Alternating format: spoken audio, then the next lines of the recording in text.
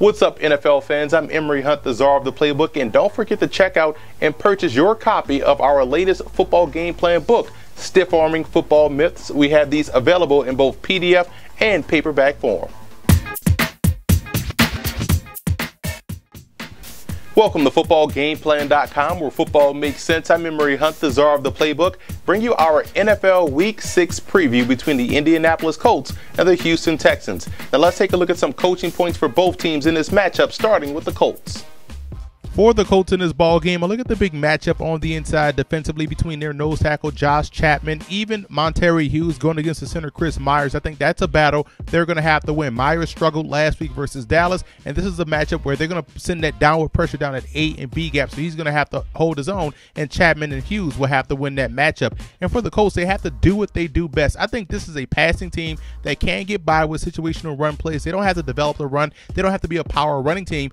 Do what you do best, which is spread the field and attack those individual matchups in the passing game, and they have to excel on special teams against the Texans, who's quietly one of the better defensive fronts in the league. They can do a great job of getting off the field. Their offense can move the football, so you have to find another way to be successful. It all starts and ends with special teams. For the Texans in this ball game, the gun is fun. I think Ryan Fitzpatrick showed his toughness last week and grit all season long, but I think he operates better out of the shotgun. Just like the Colts offense with Andrew Luck, I do believe when you go four wide, sometimes empty, Fitzpatrick is at his best. So I would stay more in the gun this week versus Indianapolis. And I would force Andrew Luck to beat the blitz. The Texans do have the ability within their front seven to apply pressure. I think they can get creative in how they apply pressure against Luck. Force him to beat the blitz because he tends to hold that football just a little bit too long. And they have to smooth out the rough edges. The Texans are this close from being 5-0. Just a few plays here or there, drop passes, blown assignments, penalties. Those things have to clean up if they want to knock off the Colts and get back into the thick of this AFC South race.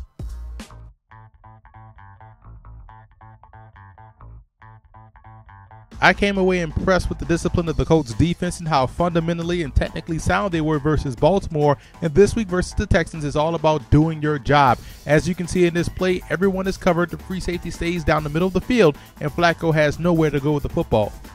That was an impressive defensive play by the Colts, which is one of the big reasons why they were able to come away victorious. And here's another example of playing great team defense within the front seven, everyone rallying to the football to get the running back on the ground. And as we look deeper, you'll see why this play worked. Everyone stays gap disciplined, starting with the nose tackle having to secure that play side A gap, the three technique playing that B gap, head up, and the little gap exchange between Werner and Freeman with DeQuell Jackson coming to field with Eric Walden scraping over top. And like I've always said, stopping the run is all about attitude and want to, but you also have to stay gap disciplined, and the Colts did exactly that on this play, which is why they were able to have some success versus Baltimore. And I think they have to do the same thing versus the Houston Texans against that running game with Arian Foster. And how they match up versus the spread of the Houston Texans is going to be key. You see right here, a shell defense. You're protected with four guys deep, four guys underneath. You're running the 3-4 defense, and it's all about making sure everyone is accounted for. You see how we have it drawn up here. You want to count the eligible receivers of the Baltimore Ravens. 1, 2, 3, 4, 5 guys in this formation. How are you going to play defense versus these 5 wide receiver sets, these empty sets that you're going to see versus the Houston Texans? Easy. 3-on-2 type defense. You want these 3 guys at the bottom, your linebacker, your safety, and your corner. They're responsible for the 2 guys at the bottom, number 1 and number 2. Now up at the top, you have your linebacker, your outside linebacker, your safety, and your cornerback responsible for the 3 guys at the top, the receiver, the tight end, and the other receiver, which is why it's going to be important for the linebackers to play a huge role in the passing game, again, guarding any crossers or anyone going down the middle of the field. And he did an excellent job of that versus Baltimore and the way they matched up versus that passing game in those sets. And they're going to see a lot of this versus Houston, and it just helps you out as a defense. Seeing something similar before, that preps you for what you're going to see versus your upcoming opponent. And for the Texans in this game, I love when they go with empty sets with Ryan Fitzpatrick. I believe he does a great job executing out of that. You see where the receivers are aligned outside of the numbers. That expands the defensive coverage responsibilities. It puts a lot of strain on your free safety. He's going to have to do a great job in staying in the middle of the field and balance out that defense. Again, it gives you big passing windows, and it's tough to match up against. You see their advantage up at the top of the screen, 3-on-2 up at the top, and that just leaves those 2 guys X'd out because, again, you can't go there because you don't have the numbers advantage. Where you want to go is at the bottom of the screen where you have the numbers 2-on-2. even 3-on-2 if you want to release that tight end out in a route. So there's the advantage out of this formation. It makes it easier for you to see where the blitz is coming from. This is where you want to go with the football. And the biggest thing out of an empty set is trying to dictate where you want to go with the football, what the defense does to cover you. And the big matchup is at the bottom of the screen with the receiver and the corner. That's a lot of space for this free safety back here to cover. And there's ways to hold this guy in the middle of the field with different route combinations, trying to keep him in the middle so that way you can go at the bottom. And the biggest void is right here in this hole, and that's a big passing window for Ryan Fitzpatrick to fit the football in.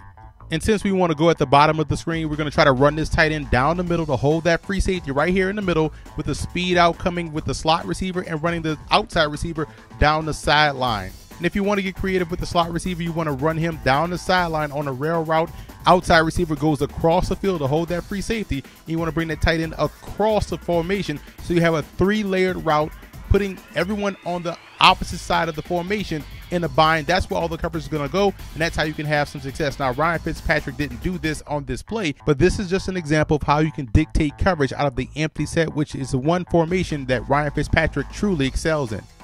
And from a protection standpoint, it's all about knowing where your hots are. 5 offensive linemen, meaning the 6th blocker could be the tight end who's tight to the line of scrimmage, or it could be the quarterback who's responsible for that uncovered defender. So again, out of the empty sets, it's easy to see where that 6th and 7th guy is coming from.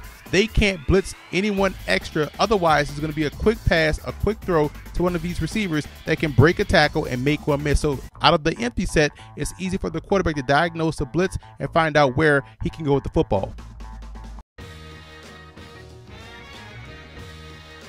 The biggest X factor in this ball game for the Colts will be their interior offensive line. You look at guys like Khalid Holmes, Zach Mewhort and company. They're going to have to make sure they keep Andrew Luck well protected in that pocket because, again, this Houston Texans defensive front can collapse a pocket both in a running game as well as get pressure on the QB. So I think that interior offensive line of the Colts will have to have their best day versus the Texans.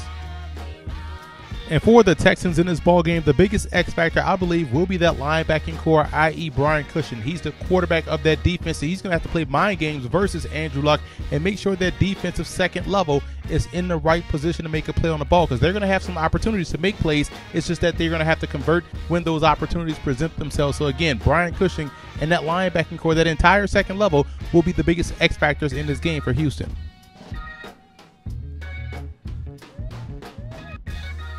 I like the Colts in this ball game. I think this will be a defensive battle. I believe both defenses quietly have been playing some very good football versus the run and also getting off the field on third down. I think what you'll see in this ball game is Andrew Luck and that receiving core be able to get things going later on in the ball game to come away victorious. So I'm trusting that Colts passing game against that Texans secondary as the reason why they'll knock off Houston in a very tough AFC South battle. What's up, fantasy football fans? I'm Emory Hunt, the czar of the playbook. For all of your starts, sits, fantasy football notes, news, and tidbits, tune into our podcast, Football Game Plan Starting Lineup, every Wednesday at 8 p.m. Eastern Time on our Football Game Plan Radio Network, which is located at blogtalkradio.com/footballgameplan. And don't forget to check out Football Game Plan's NFL Wraparound live every Sunday at 9 a.m. Eastern Time at blogtalkradio.com/footballgameplan, where we give you all of our late-minute and last-minute notes, news, and tidbits and thoughts on each and every game on the NFL schedule. And I also want to give a huge shout-out to Colt fan forums and Texan fan forums for always showing Football Game Plan support.